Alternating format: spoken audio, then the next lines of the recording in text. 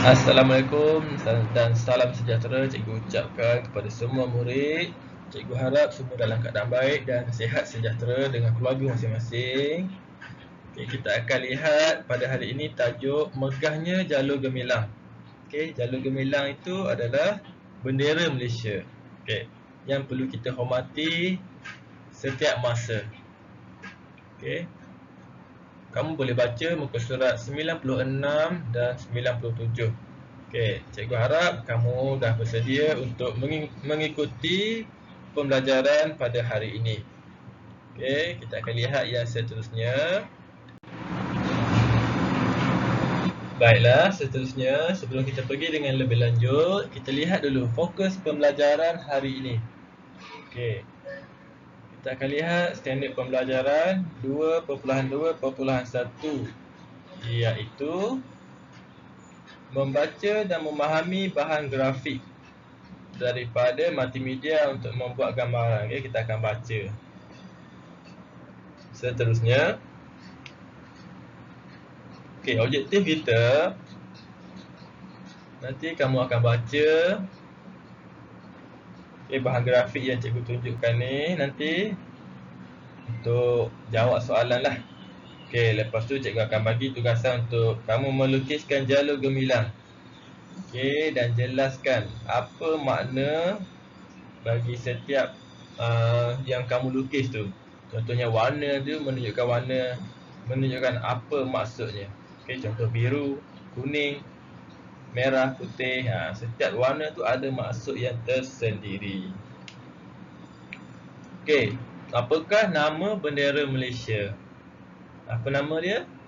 Kalau kamu ingat masa permulaan tadi cikgu ada sebutkan nama bendera Malaysia, iaitu jalur gemilang.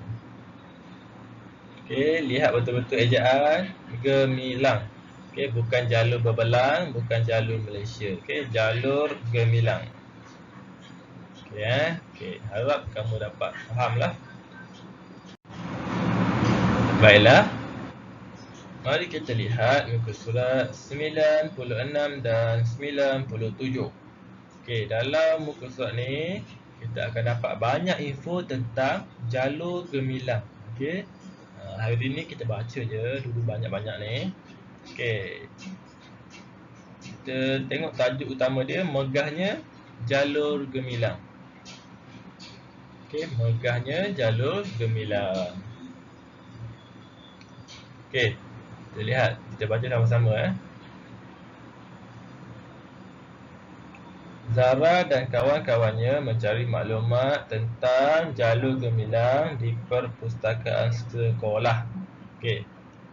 Okey, Zara dan kawannya jumpa maklumat tentang yang pertama, cara menggantungkan bendera, dan yang kedua, tempat pemasangan.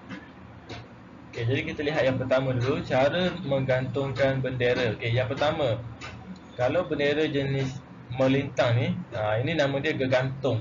Okey, gegantung jalur gemilang yang digantung hendaklah membujur dari atas ke bawah. Okey, ini Okey, nama dia gegantung jalur gemilang. Okey. Mesti awak tengoklah cara nak pasang dia macam mana. Okey.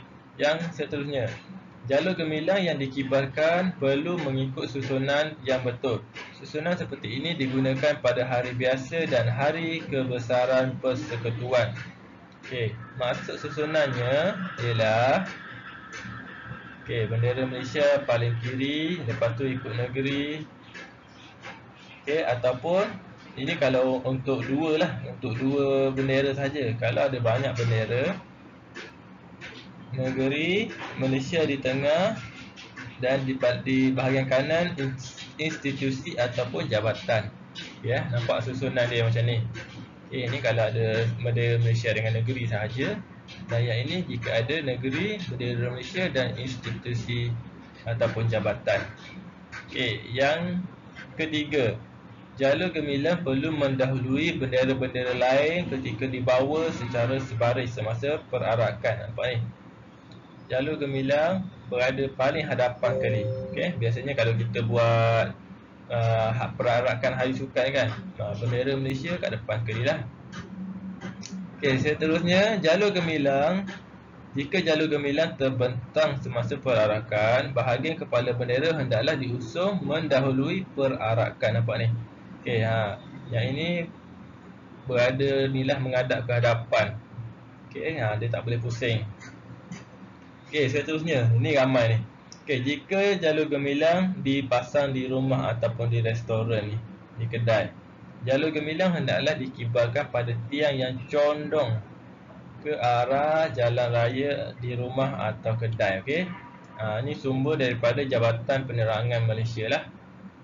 Okey, nampak ada beberapa teknik ataupun cara panduan untuk menggantungkan bendera. Okey, yang seterusnya, tempat pemasangan. Okey, nampak ni Okey, kalau tempat kediaman macam ni lah. Okey, boleh letak dekat depan pagar ni. Okey, premis perniagaan. Macam ni dia guna gegantung. Bangunan pejabat dia guna bendera yang gergasi ni, yang besar. Okey, lepas tu jika di pengangkutan, ni bot nelayan Terengganu. Okey, bendera Malaysia bahagian atas, bendera negeri bawah. Okey, lepas tu bangunan sekolah. Bangunan sekolah banyaklah. Okey, ada bendera macam ni, ada bendera yang atas dekat koridor ni. Okey, dan sebagainya lah. Okey, jadi cikgu harap kamu dapat lukis nanti dan jelaskan maklumat berdasarkan bahan yang kita dah baca ni. Okey, harap penerangan yang kita baca ni jelas.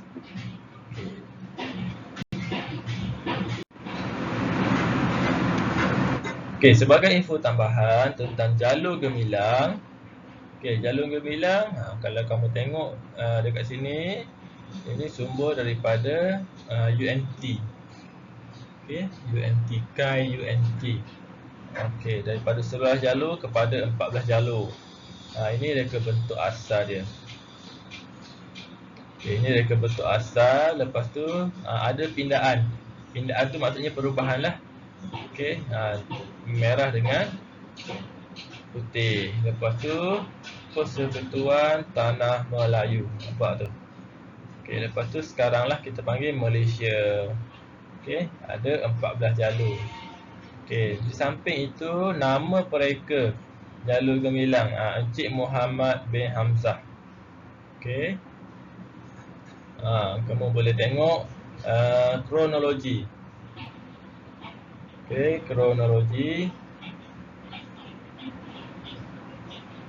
Okey, pertandingan cipta bendera 1949. Okey, lepas tu yang kedua, yang ketiga, yang keempat, yang kelima dan keenam. Sehingga hari inilah kita gunakan bendera Malaysia ni.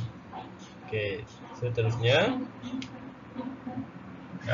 kita juga perlu hormati jalur gemilang ni. Semestinya wajib kita hormati jalur gemilang ni. Okey, bendera saiz biasa macam ni. Bendera jenis gegantung macam ni. Okey, kalau yang macam ni tak boleh gantung seperti gegantung. Okey, sebab dia bendera saiz biasa ni. Sama macam ni. Okey, kalau gantung terbalik lagi dah dilarang.